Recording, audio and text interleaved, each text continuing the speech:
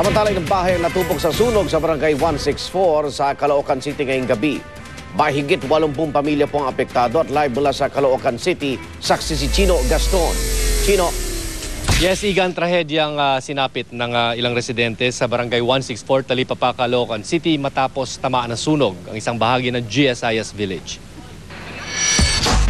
Sa cellphone video na ito nakuha ng isang residente, kitang-kita ang paglamon ng apoy sa ilang bahay dito sa GSIS Village sa barangay 164 Talipapa, Caloocan City.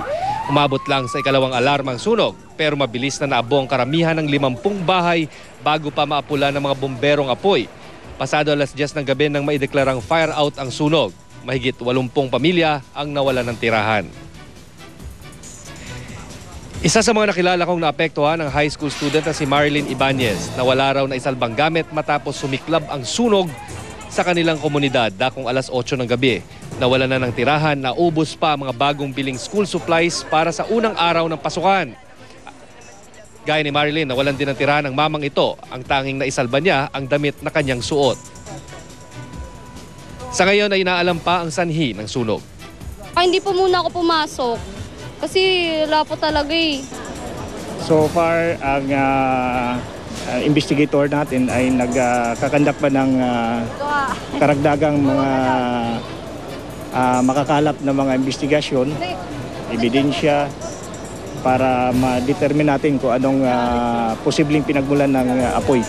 Pero talagang ang property nila talagang wala silang naisalba. Karamihan sa kanila kasi yung mabilis ang pag-ano ng apoy, halos hindi wala na silang pagkakataon na ipaglalabas. Igan, pansamantalang tutuloy muna ang mga nawalan ng tirahan sa covered court ng barangay at inaalam pa sa ngayon kung ilang estudyante talaga ang apektado ng sunog at inaalam na rin kung anong pwedeng tulong na pwedeng maibigay ng lokal na pamahalaan sa kanila. At live mula sa Caloocan City, ako si Chino Gaston, ang inyong saksi. Ulat panahon naman po tayo mga kapuso, lalo pang lumayo sa Philippine Area of Responsibility ang Bagyong Ambo. Namataan nito mahigit 600 kilometro, hilagang silangan ng Basco, Batanes. Taglay nito ang lakas ng hangin aabot sa 140 kilometro kada oras. Patuloy ang pagkilos ng bagyo pahilagang silangan at posibleng bukas ay tuluyan ng makalabas sa Philippine Area of Responsibility.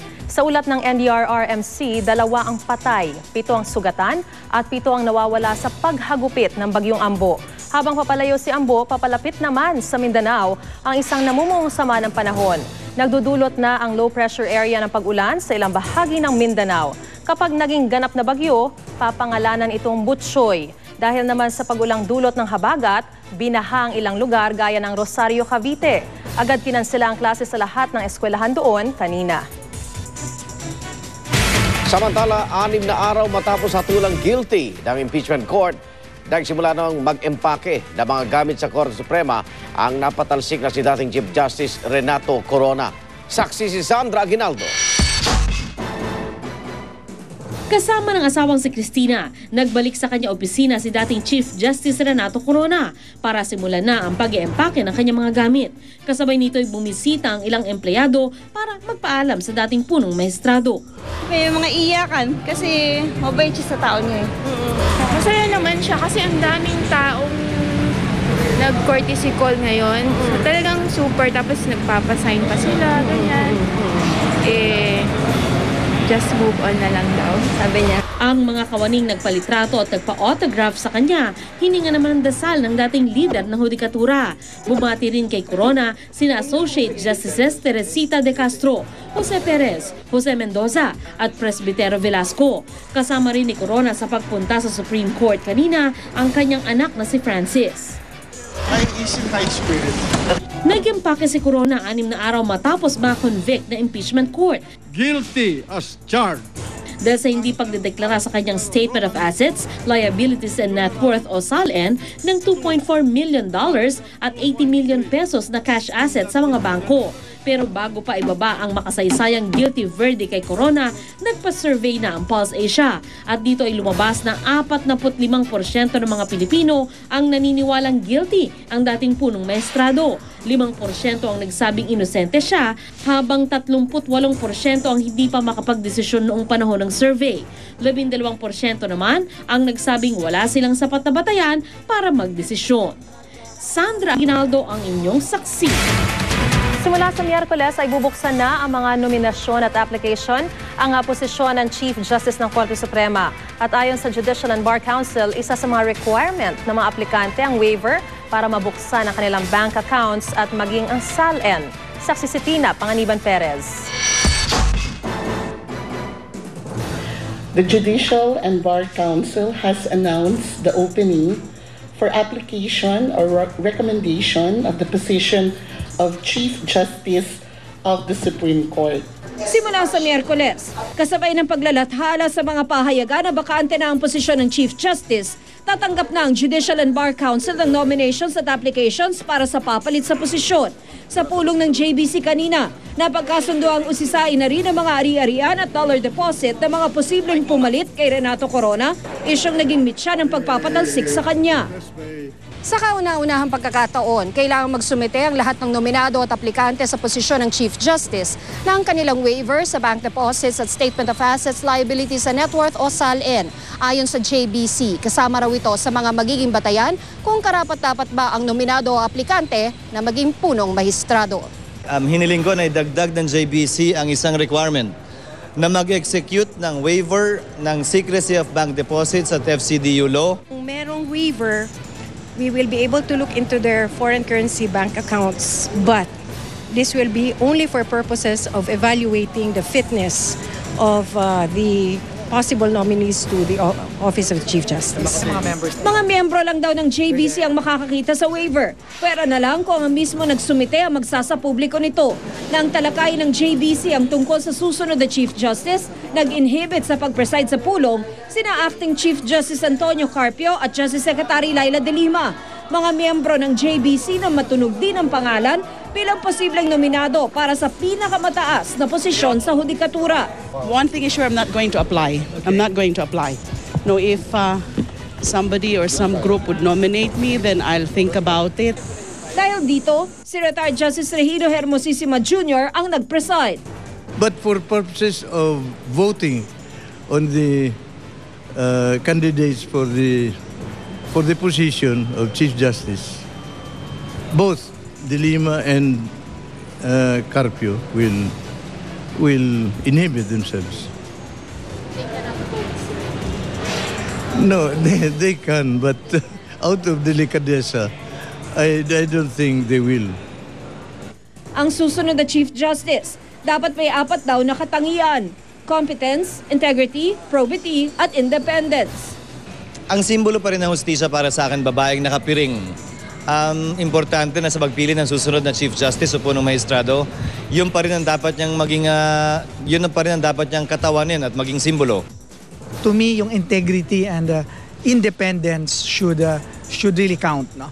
So kahit sino man yon. June 18 ang deadline sa pagsusumite ng nominations o applications. At June 25, inaasahang maglalabas ng long list ng nominado bago ang panayam sa unang linggo ng Hulyo.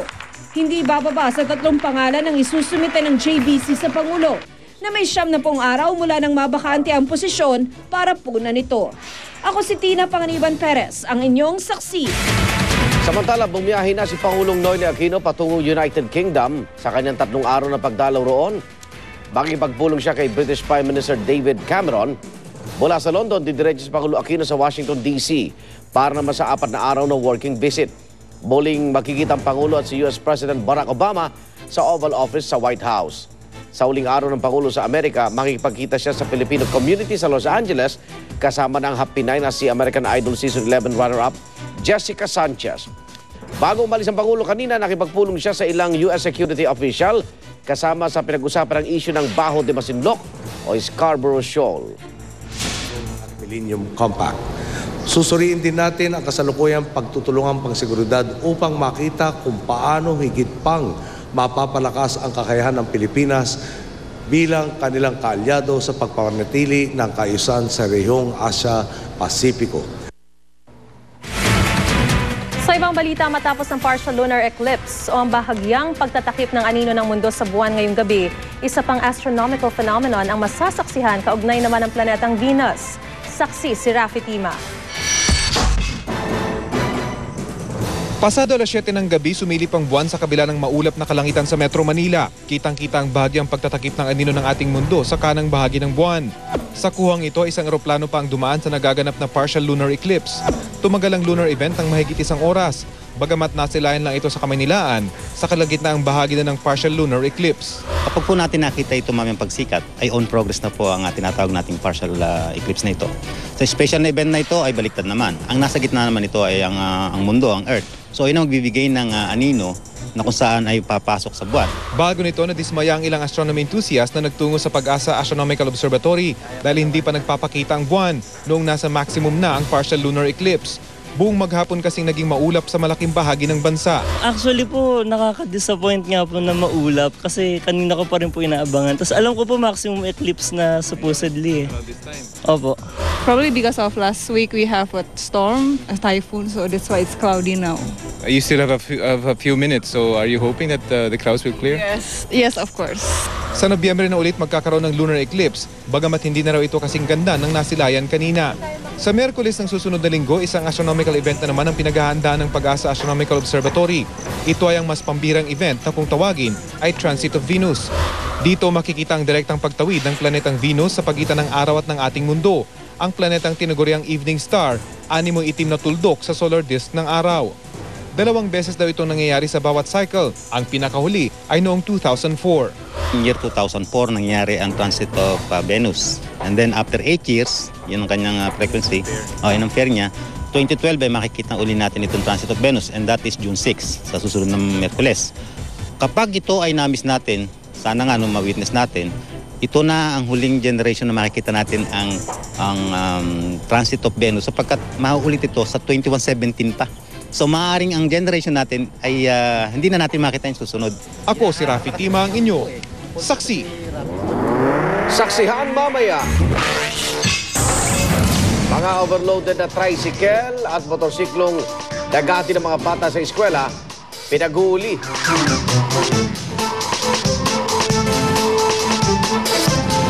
Mga diskarte para makapagkasya ang baong pera sa pang-araw-araw na gastusin, tampok sa barangay, saksi. At sa Showbiz Saksi concert ng Backstreet Boys at New Kids on the Block, dinungog ng Pinoy fans. Huwag bibitiw. Sama-sama tayo tayo, saksi.